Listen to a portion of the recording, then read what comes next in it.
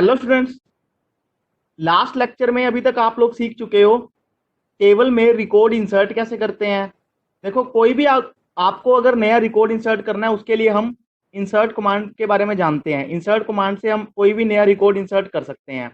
यदि आपको जो ऑलरेडी रिकॉर्ड इंसर्टेड है टेबल में उसमें कुछ बदलाव करना है तो उसके लिए हम अपडेट कमांड का यूज करते हैं। फिर मैंने कल आपको डिलीट कमांड के बारे में भी बताया था, जिसकी सहायता से आप कोई भी रिकॉर्ड को डिलीट कर सकते हो। चाहो तो पूरा टेबल का डाटा भी डिलीट कर सकते हो। यदि आप कोई कंडीशन नहीं लिखोगे तो सारे रोज सेलेक्ट हो जाएंगे, सभी रोज डिलीट हो जाएंगी। आज नेक्स्ट नई चीज के बारे में बात करते हैं। मैंने यहाँ पे अभी आपको एक टेबल बनाया हुआ है। अब आप कहोगे सर टेबल तो कल आपने सारा डाटा डिलीट कर दिया था, तो मैंने आज इसमें इंसर्ट इनटू टेबल वाली कमांड से इसमें नया डाटा फिल किया है। बट अब मैंने टेबल के स्ट्रक्चर में हल्की सी मॉडिफिकेशन भी कर दी।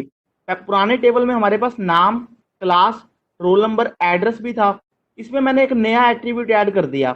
अब आप ये एक बात बताओ, जब भी मैंने इसमें टेबल के स्ट्रक्चर में मॉडिफिकेशन करनी होगी, उसमें नया एट्रीब्यूट ऐड करना होगा, तो उसके लिए कौन सी कमांड होती है? टेबल। यदि मुझे टेबल के स्ट्रक्चर में नया एट्रीब्यूट ऐड करना है तो उसके लिए हम अल्टर टेबल का यूज करते हैं। अल्टर टेबल करके ऐड कॉलम करके आप नया एट्रीब्यूट ऐड कर सकते हो। मैंने इसमें एक मार्क्स नाम का नया एट्रीब्यूट ऐड कर दिया है, जिसकी डाटा टाइप मैंने टिनी इंट रखी है। ये मैं आपको डीवीएमएस सॉफ्टवेयर में दिखा भी दूंगा, इसका स्ट्रक्चर भी दिखा दूंगा इस टेबल का। टेबल आपका वही स्टूडेंट है, बस इसमें मैंने एक नया एट्रीब्यूट ऐड कर दिया। फिर उसके बाद मैंने क्या किया, इसमें टोटल 12 रिकॉर्ड इंसर्ट किए हैं।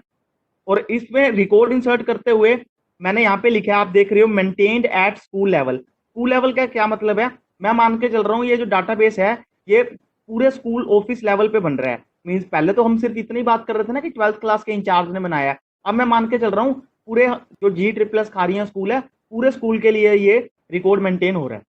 ठीक है। और मैंने एग्जाम्पल के लिए 3 क्लासें ली हैं, 12th, 11th और 10th। और हर क्लास में से 4 स्टूडेंट का रिकॉर्ड इंसर्ट करवाया। आप देख रहे हो, पहले मैंने करण का रिकॉर्ड इंसर्ट करा दिया, जिसकी क्लास 12 है, रोल नंबर उसका 1 है और एड्रेस सिरसा है, उसके मार्क्स 50 हैं। मान लो उसने कोई भी टेस्ट दिया था, उसके मार्क्स आए हुए हैं, मैंने वो एज्यूम कर लो वो एंटर कर रखे हैं मैंने। ऐसे ही फिर मैंने नेक्स्ट रिकॉर्ड रोहन का एंटर करवा दिया। रोहन की क्लास 11 है, रोल नंबर 1 है, एड्रेस उसका भी सिरसा है, मार्क्स उसके 60 हैं। इस तरह करके मैंने अलग अलग स्टूडेंट का रिकॉर्ड एंटर किया हुआ है। टोटल क्लासें कितनी ली है मैंने? 12th ली है, 11th ली है, 10th ली है। और टोटल हर क्लास में से 4 स्टूडेंट्स का रिकॉर्ड मैंने इंसर्ट किया हुआ है, इंसर्ट इनटू कमांड से। अब मैंने आपको इसमें समझाना क्या है उसके बारे में हम बात करते हैं। मेरा पहला क्वेश्चन समझो। ये टेबल मैंने इंसर्ट इनटू कमांड की सहायता से कंप्यूटर में बना लिया डीवीएमएस सॉफ्टवेयर में। अब मैंने यहाँ पे जो क्वेश्चन लिखा है, मैंने लिखा है क्या हम टेबल में जो रिकॉर्ड्स प्रेजेंट हैं उन्हें देख सकते हैं? अब आप कहोगे सर ये तो हमने काफी बार करके देखा है। मैं आपको एक बात क्लियर कर दूं, जब आप इंसर्ट इनटू कमांड चलाते हो उससे जब नया रिकॉर्ड इंसर्ट होता है आपको सिर्फ ये लिखा आता है क्वेरी ओके। उसके अलावा आपको रिकॉर्ड नजर नहीं आता।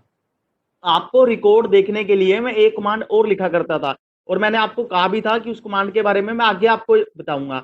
आज हमारा सारे की सारी डिस्कशन आने वाले 2-3 लेक्चर में इसी कमांड के बारे में रहेगी। तो मेरा क्वेश्चन क्या है, क्या हम टेबल में जो रिकॉर्ड प्रेजेंट हैं, रिकॉर्ड कैसे प्रेजेंट होएगा? इंसर्ट इनटू कमांड से हमने एंटर कर दिया होएगा, या कुछ अपडेट करके उसमें जो चेंजेस करने होंगे वो कर लिए होंगे।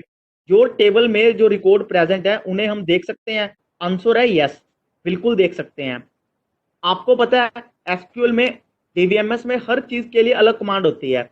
आपको यदि टेबल को क्रिएट करना था उसकी क्रिएट कमांड थी, यदि टेबल के स्ट्रक्चर में कुछ बदलाव करना था उसके लिए अल्टर टेबल कमांड थी, जैसे मैंने नया एट्रीब्यूट ऐड कर दिया मार्क्स नाम का। यदि आपको रिकॉर्ड इंसर्ट करना था उसके लिए इंसर्ट कमांड थी। यदि आपको रिकॉर्ड में कुछ चेंजेस करने थे उसके लिए अपडेट कमांड थी। यदि आपको रिकॉर्ड डिलीट करना था उसके लिए कल हमने देखा था डिलीट कमांड थी। तो आज मैं बात कर रहा हूं, यदि हमें टेबल के सभी रिकॉर्ड्स जो रिकॉर्ड्स हैं उनको देखना है, किसी भी टेबल के, जरूरी नहीं है। यहाँ पे तो मैं सिर्फ एक ही एग्जांपल लेके चलता हूँ स्टूडेंट नाम का। आपको भी पता है आपके स्कूल के डाटाबेस में स्टूडेंट का भी टेबल होगा, टीचर का भी टेबल होगा, नॉन टीचिंग स्टाफ का भी टेबल होगा। मींस आपने किसी भी टेबल के जो भी रिकॉर्ड्स प्रेजेंट है उनको देख, कैसा पॉसिबल आप देख सकते हो? बिल्कुल देख सकते हो। तो एसक्यूएल में उसके लिए कौन सी कमांड है? पहली बात तो ये आती है कि वो कमांड जीडीएल के अंडर आएगी या डीएमएल में आएगी या डीसीएल में आएगी। तो आप एक बात हमेशा याद रखना, ऐसी कमांड जिनका कंसर्न टेबल में प्रेजेंट रिकॉर्ड से होता है, चाहे तो रिकॉर्ड ऐड करना हो, चाहे रिकॉर्ड में कुछ बदलाव करना हो, चाहे रिकॉर्ड में कुछ डिलीट करना हो, वो सारी की सारी कमांड्स डीएमएल में आती हैं। तो अभी मैंने क्या करना है, रिकॉर्ड को देखना है। मैंने आपको टेबल के स्ट्रक्चर को देखने के लिए नहीं कहा, टेबल के स्ट्रक्चर को देखना तो आप डिस्क्राइब कमांड पढ़ चुके हो जो डीडीएल में आती है। मैं कह रहा हूं जो टेबल में हमने रिकॉर्ड एंटर कर दी है या जो भी कोई रिकॉर्ड प्रेजेंट है मैंने उनको देखना है, तो वो कमांड भी डीएमएल में आती है। उस कमांड का क्या नाम है, सिलेक्ट। मैंने आपको यहाँ पे रेक्टेंगुलर बॉक्स में लिख के भी दिखाया हुआ है सिलेक्ट, और मैंने यहाँ पे एक्सप्लेनेशन में लिखी हुई है इसका प्रयोग रिकॉर्ड्स को देखने के लिए होता है। और ये रिकॉर्ड कहाँ प्रेजेंट होते हैं, टेबल में। ठीक है, इस कमांड का हम काफी बार मैंने आपको इसको लिख के भी दिखा दिया था, लेकिन मैंने कभी इसके बारे में डिटेल डिस्कशन नहीं करी थी। मैंने सिर्फ आपको ये कह दिया था कि एक बार आप एज्यूम कर लो, इसके बारे में बात हम बाद में करेंगे। तो मैंने इस स्लाइड में इस कमांड के बारे में आपको बताना है। ये कमांड में बहुत सारी चीजें हैं, अभी तक तो आपको लग रहा होगा सिर्फ एक आधी चीज है, ये बहुत अच्छी कमांड है। जब इसका यूज देखोगे तब आपको प्रैक्टिकली बहुत चीजें समझने के लिए मिलेंगी। मैंने इस कमांड का सिंटेक्स लिखा है, हम लिखते हैं सिलेक्ट, उसके बाद हम लिखते हैं स्टार, फिर हम लिखते हैं फ्रॉम, फिर आपके टेबल का नाम। टेबल का नाम आपने वही लिखना होता है जिस टेबल के रिकॉर्ड्स को आप देखना चाहते हो। अभी तक हमने सिर्फ अपने डाटाबेस में स्कूल डाटाबेस जो बनाया है उसमें एक ही टेबल बनाया है स्टूडेंट नाम का। तो मैंने एग्जांपल क्या लिखा है, सिलेक्ट स्टार फ्रॉम स्टूडेंट। जैसे ही आप ये कमांड एंटर करते हो, आपने देखा होगा मैं जब भी कोई अपडेट करता था तो ये कमांड एंटर करता था, जैसे ही इसको कमांड को एंटर करते थे तो ये सारे के सारे रिकॉर्ड्स आपको नजर आ जाएंगे। और ये रिकॉर्ड आपको बिल्कुल ऐसे ही नजर आएंगे जिस ऑर्डर में आपने इंसर्ट किए थे। पहले मैंने करण का रिकॉर्ड इंसर्ट किया है, फिर मैंने रोहन का किया है, फिर दोबारा करण का किया है, फिर रोहन का किया। आपको इसी ऑर्डर में सारे के सारे रिकॉर्ड नजर आ जाएंगे। अब इस कमांड में बहुत सारी चीजें आप कर सकते हो। देखो, सिलेक्ट स्टार फ्रॉम स्टूडेंट लिखने से आपको जितने रिकॉर्ड्स हैं उनके हर एट्रीब्यूट आपको नजर आता है। करण का आपको नाम भी नजर आएगा, करण की क्लास भी नजर आएगी, करण की रोल नंबर भी नजर आएगा, करण का एड्रेस भी नजर आएगा, करण के मार्क्स भी नजर आएंगे। ऐसे ही आपको दूसरा रोहन का नाम भी नजर आएगा, class, roll number, address, marks भी नजर आएंगे। मींस आपको हर रिकॉर्ड के हर एट्रीब्यूट की वैल्यू नजर आएगी। ठीक है, स्टार का मतलब क्या होता है पहले आप इसको समझो। मैंने यहाँ पे एक एरो लगा के स्टार का मतलब लिखा हुआ है। स्टार का मतलब होता है ऑल एट्रीब्यूट्स। जब भी हम ये लिखते हैं select star from student, computer इसको क्या करता है, ये कमांड चलती कैसे मैं उसके बारे में बता रहा हूँ। कंप्यूटर सबसे पहले क्या करता है, कंप्यूटर स्टार को नहीं देखता, कंप्यूटर जाएगा स्टूडेंट टेबल में। स्टूडेंट टेबल में जाने के बाद वो क्या करेगा, जितने भी आपके रिकॉर्ड्स होते हैं सबको सिलेक्ट कर लेगा। जैसे ही आपके सारे के सारे रिकॉर्ड सिलेक्ट हो गए, फिर वो जाता है, यहाँ आपने क्या लिखा है, यहाँ आपने स्टार लिखा है। स्टार का मतलब मैंने क्या लिखा है, ऑल एट्रीब्यूट्स। इसका मतलब कंप्यूटर समझ गया, सिलेक्ट स्टार का मतलब कंप्यूटर समझ गया कि आप क्या चाहते हो, जितने भी रिकॉर्ड सिलेक्ट हुए हैं उनके हर एट्रीब्यूट आपको नजर आ जाए। हर एट्रीब्यूट की वैल्यू मतलब पहले रिकॉर्ड का नाम भी नजर आए, क्लास भी नजर आए, रोल नंबर भी नजर आए, एड्रेस भी नजर आए, मार्क्स भी नजर आए। ये तो मैंने इस टेबल में तो सिर्फ अभी 5 एट्रीब्यूट बनाया है सिर्फ समझने के लिए। आपको भी पता है जब भी आपका जो MIS में रिकॉर्ड मेंटेन होगा उसमें आपकी बहुत सारी इंफॉर्मेशन सेव होती है। आपका बैंक अकाउंट भी नंबर भी होता है, फिर बैंक अकाउंट का IFSC कोड भी होता है, फिर उसके बाद आपका ब्रांच नेम होता है, ब्रांच कोड होता है, मदर नेम, फादर नेम, आधार नंबर। ये एट्रीब्यूट कम से कम आपके जो सेव होते हैं एटलीस्ट 50 के नियर अबाउट आपके सेव होते हैं। लेकिन आप भी जानते हो, मान लो कोई भी पर्सन या कोई भी इंक्वायरी आती है, वो पूछते हैं कि हमें स्टूडेंट की पर्टिकुलर डिटेल चाहिए, तो वो क्या करेंगे, वो जरूरी नहीं है उनको सारे के सारे एट्रीब्यूट्स ही चाहिए होंगे। अब 50 के 50 एट्रीब्यूट्स की वैल्यूज नहीं उनको चाहिए होंगी। हो सकता है कि वो उनको सिर्फ क्लास में बच्चे का नाम चाहिए और रोल नंबर चाहिए, और या हो सकता है उनको नाम चाहिए, एड्रेस चाहिए, रोल नंबर भी नहीं चाहिए, या हो सकता है उनको नाम, रोल नंबर और मार्क्स चाहिए। डिपेंड करता है, जरूरी नहीं हमें एक ही टाइम पे सभी एट्रीब्यूट्स की जरूरत हो। स्टार, अगर आपने स्टार मेंशन कर दिया तो स्टार का मतलब है ऑल एट्रीब्यूट्स। कंप्यूटर क्या करता है, जितने भी रिकॉर्ड्स हैं सबको सिलेक्ट कर लेता है, उसके बाद जितने भी उनके एट्रीब्यूट्स हैं सब आपको शो कर देता है। वो नाम भी शो कर देता है, क्लास भी शो कर देता है, रोल नंबर, एड्रेस, मार्क्स, मतलब जितने आपने टेबल में एट्रीब्यूट है सबकी वैल्यूज को वो डिस्प्ले कर देगा। यदि आप चाहते हो कि मुझे सारे के सारे एट्रीब्यूट नहीं देखने, मुझे या अकेला नाम देखना है, या नाम और क्लास देखनी है, या नाम, क्लास, रोल नंबर देखनी है, मींस यदि मैं सारे एट्रीब्यूट नहीं देखना चाहता, कुछ पर्टिकुलर एट्रीब्यूट देखना चाहता हूं, क्या इस कमांड में पॉसिबल है कि मैं चेंज कर पाऊं? बिल्कुल आप ऐसा कर सकते हो। यहां आपने स्टार लिखा है, यहीं आपको थोड़ा सा चेंज करना है।